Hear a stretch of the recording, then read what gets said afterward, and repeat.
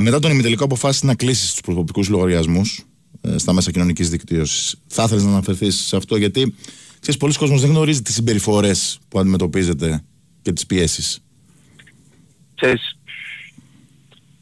θα φανεί ότι κλαίγομαι και δεν είναι εύκολο να το πω.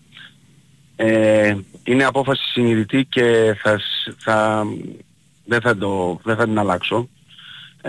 Άρχισα και επηρεαζόμουν πάρα πολύ από την τοξικότητα που κυριαρχούσε στα social media σαν άνθρωπος. Άλλαζα σαν προσωπικότητα και σαν χαρακτήρας, δεν είμαι τέτοιος.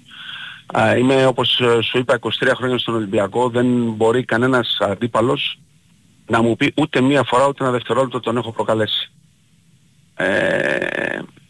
Δεν δίνω λοιπόν σε κανέναν το δικαίωμα, είτε αντίπαλο, είτε ακόμα και φίλο του Ολυμπιακού σε εισαγωγικά, να παίξει με την οικογένειά μου.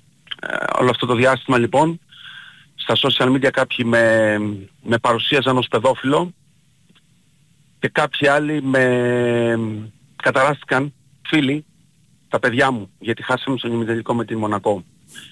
Αυτό λοιπόν δεν το επιτρέπω σε κανέναν και για κανένα λόγο. Η οικογένειά μου είναι πάνω από όλους και δεν δίνω σε κανέναν το δικαίωμα να ασχοληθεί μαζί του. Όλα αυτά έχουν πάρει το δρόμο της δικαιοσύνης.